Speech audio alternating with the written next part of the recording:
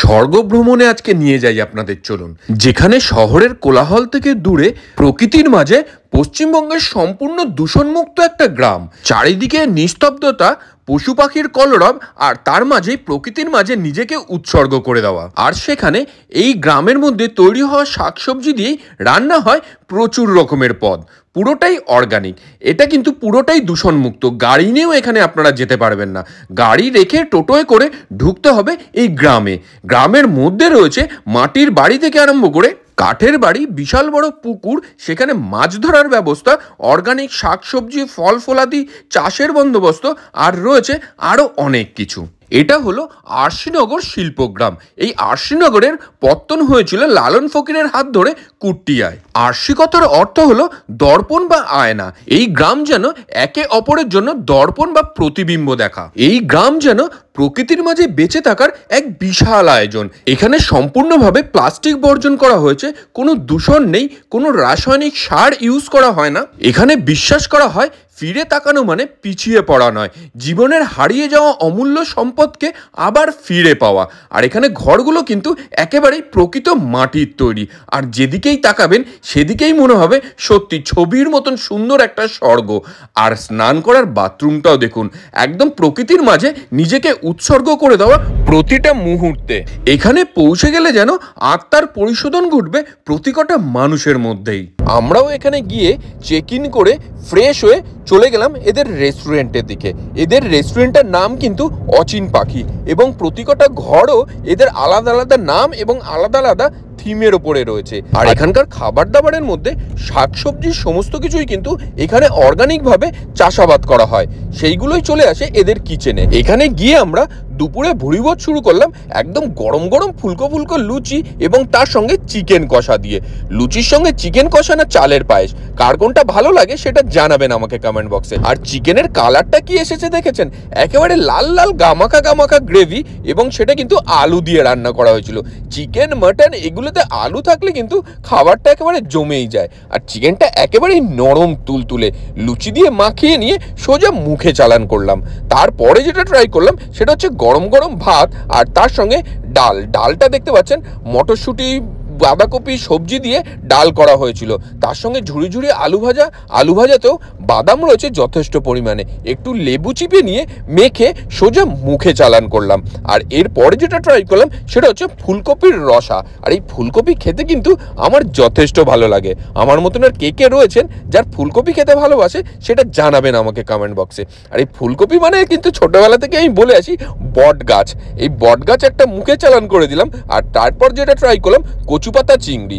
কচুপাতা চিংড়ির মধ্যে কিন্তু যথেষ্ট পরিমাণে চিংড়ি মাছ রয়েছে, ঘুষো চিংড়ি দিয়ে এটা রান্না করা হয়েছে। প্রতিকটা সবজিই কিন্তু খেতে অসাধারণ লেগেছে। তারপরে যেটা সেটা হচ্ছে মাছের রেজালা। আর এই রেজালার গ্রেভিটা এসছে দেখুন, ও হো, দই কাতলা এবং মাছের যে সাইজটা ছিল সাইজটাও কিন্তু যথেষ্ট ভালো, একেবারে ফ্রেশ মাছ। আর এখানকার মাছগুলো কিন্তু এখানকার পুকুর থেকেই ধরা হয়। প্রতিকটা জিনিসই যেটা আগে বললাম পুরোটাই অর্গানিক। আর এই আরশিনগর শিল্পগ্রামে কিন্তু পেছনের পাটে একটা বিশাল বড় ক্ষেত রয়েছে, যেখানে সবজি থেকে ফলমূল সমস্ত কিছুই চাষাবাদ করা হয়। এছাড়া হাঁস, মুরগি, ছাগল, গরু সমস্ত কিছুই এখানে রয়েছে। আর এখানকার এক্সাক্ট অ্যাড্রেস, কন্ট্যাক্ট নাম্বার সমস্ত কিছু আমি আপনাদেরকে ডেসক্রিপশনে দিয়ে দিলাম। আর এরপরে চিংড়ি মাছ খেয়ে নিয়ে নেক্সট যেটা ট্রাই করলাম সেটা হচ্ছে আমার ফেভারিট কম্বিনেশন।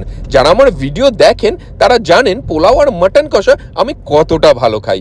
গরম গরম পোলাও এবং তার সঙ্গে যদি ঝাল ঝাল একটু মাটন কষা হয়, দুপুরের খাওয়াটা কিন্তু একেবারে জমেই যায়। আর মাটনটা যথেষ্ট ওয়েল কুকড হয়েছিল। আর বাঙালির শেষ পাতে একটু চাটনি পাঁপড় তো নিশ্চয়ই থাকবে। আর মিষ্টিমুখ হবে না সেটা আবার হয় নাকি, মিষ্টিমুখে এখানে ছিল মিষ্টি দই। আর দইটাও দেখতে পাচ্ছেন যথেষ্ট ঘন, খেতে কিন্তু মজাই লেগেছে। আর খাওয়া দাওয়ার পরে হাত ধোয়ার জায়গাটাও দেখুন, সত্যি কি অপূর্ব।